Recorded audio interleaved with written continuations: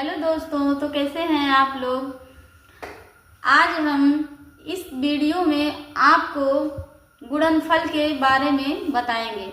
बिहार में जो NCERT book लागू हुई है, जैसा कि आप लोगों को पता होगा, और एनसीईआरटी बुक जो भी बच्चे पढ़ते हैं क्लास 1 से लेकर के, या ये कहिए क्लास नर्सरी से लेकर के क्लास 8 तक, तो वो लोग मेरे इस चैनल से जुड़े और उनको जो है कि बहुत ही लाभ मिलेगा। मैं जो है इस चैनल पर क्लास नर्सरी से लेकर के और क्लास 8 तक के बच्चों के लिए बहुत ही अच्छे कंटेंट लेकर के आऊँगी, जिससे कि आपको बहुत ही फायदा होगा। आज हम बताएंगे आपको क्लास 7th मैथ में प्रश्नावली नंबर 1.2। प्रश्नावली नंबर 1.2 में गुणनफल दिया है। अगर जिन बच्चों को भी इस प्रश्नावली में दिक्कत है, प्रॉब्लम है, और जो क्लास 7th में बिहार स्टेट में है, पढ़ रहे हैं, या अदर किसी भी राज्य में, तो वो इस वीडियो को जरूर देखें।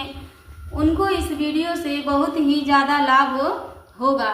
जैसा कि क्वेश्चन नंबर 1 मैंने बोर्ड पर लिखा है, 3 गुणे ब्रैकेट में -1। यह प्रश्नावली जो है 1.2 कक्षा 7 के मैथ की है, जो कि पूरे बिहार राज्य में एनसीईआरटी बुक गवर्नमेंट स्कूल में चलती है, लागू हो गई है।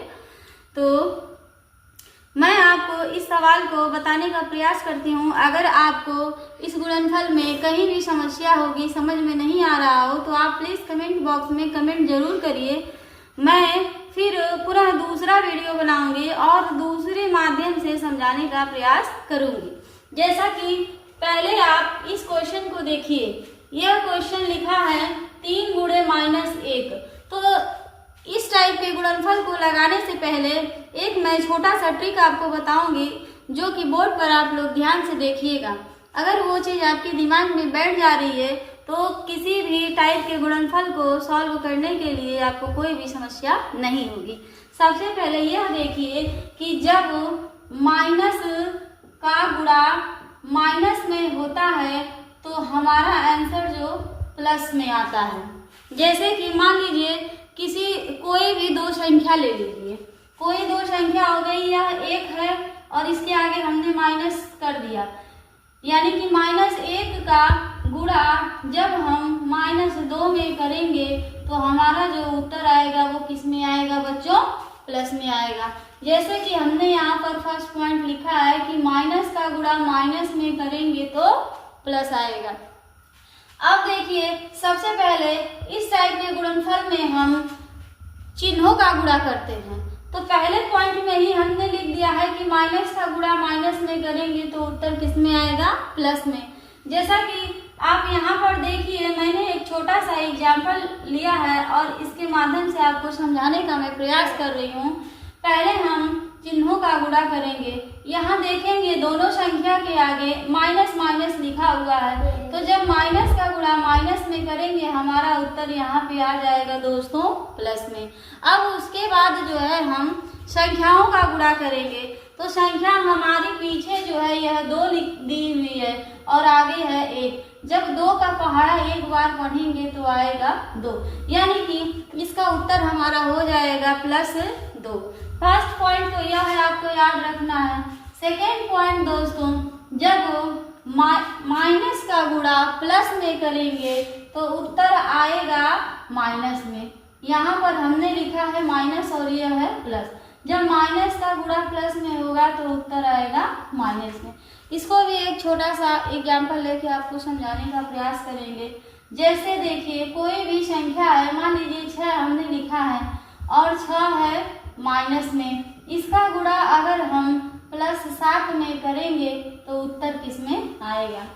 एक चीज आप यह ध्यान दीजिएगा कि जब किसी भी संख्या के आगे कोई भी चिन्ह नहीं लिखा हो, तो उसका मतलब होता है कि वह संख्या जो है वह प्लस में दी गई है। जैसे कि यहाँ पर हमने 7 लिखा है और 7 के आगे कोई भी चिन्ह नहीं है और वह छोटे ब्रैकेट में है, तो 7 हमारा जो है वह प्लस में है।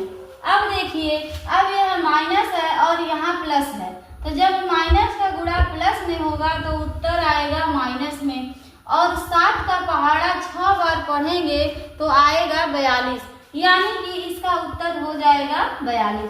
तो दूसरा पॉइंट तो हमारा ये हो गया। पहला आपको याद रखना है कि माइनस का गुणा माइनस में होगा तो उत्तर आएगा प्लस में। दूसरा है माइनस का गुणा प्लस में होगा तो उत्तर आएगा माइनस में। तीसरा पॉइंट आपको ध्यान देना है कि जब यही प्लस आगे हो जाएगा और प्लस का गुणा किसमें होगा, माइनस में, तो भी उत्तर आएगा हमारा माइनस में। यानी कि या तो माइनस का गुणा प्लस में करिए या प्लस का गुणा माइनस में, तो दोनों उत्तर हमारा आ जाएगा माइनस में। चौथा पॉइंट आपको याद रखना है कि जब प्लस का गुणा प्लस में होता है तो उसका उत्तर आता है दोस्तों प्लस में। यहाँ पर हम लिख देते हैं, यह हो गया प्लस, और प्लस का गुणा प्लस में करेंगे तो उत्तर हो जाएगा प्लस में। जैसे इस पॉइंट का एक उदाहरण लीजिए, यहाँ हमने 2 लिखा है, यह प्लस में है, और यहाँ भी हमने 2 लिखा है, यह भी प्लस में है। तो जब 2 का गुणा 2 में करेंगे तो उत्तर प्लस का 4 आ जाएगा। इस तरह से इस टाइप के गुणनफल को लगाने के लिए सबसे पहले आपको इन चारों पॉइंट को ध्यान देना है, और यदि आप यह कर लेते हैं तो आपको गुणनफल में किसी भी प्रकार की समस्या नहीं होगी। अब आइए आते हैं टॉपिक पर, और हमारे टॉपिक का सवाल है क्वेश्चन नंबर 1, 3 गुणे -1। जैसा कि आप देख रहे हैं, जो 3 है वह प्लस में दिया गया है और 1 है यह माइनस में दिया गया है। तो हमने आपको यहाँ पर बताया है कि जब प्लस का गुणा माइनस में होगा तो उत्तर आएगा माइनस में। अब यहाँ देखिए, सबसे पहले हम चिन्हों का गुणा करेंगे। यहाँ प्लस है और ये माइनस है, तो ये हमारा उत्तर आ जाएगा माइनस में, और 1 का गुणा 3 में करेंगे तो यहाँ आ जाएगा 3। तो दोस्तों इसका उत्तर हो जाएगा -3। अब प्रश्नावली 1.2 का दूसरा सवाल देखते हैं। दूसरा सवाल है -1 गुणे 225। पहले ब्रैकेट में है -1 और इसका गुणा करना है 225 में। यह भी सवाल प्रश्नावली 1.2 का बी है। अब देखिए क्या करना है, यहाँ माइनस आगे दे दिया है और यहाँ पर माइनस पीछे दे दिया था, और एक संख्या प्लस आगे थी। इसमें भी सेम वही है, इसमें माइनस आगे कर दिया है और प्लस पीछे।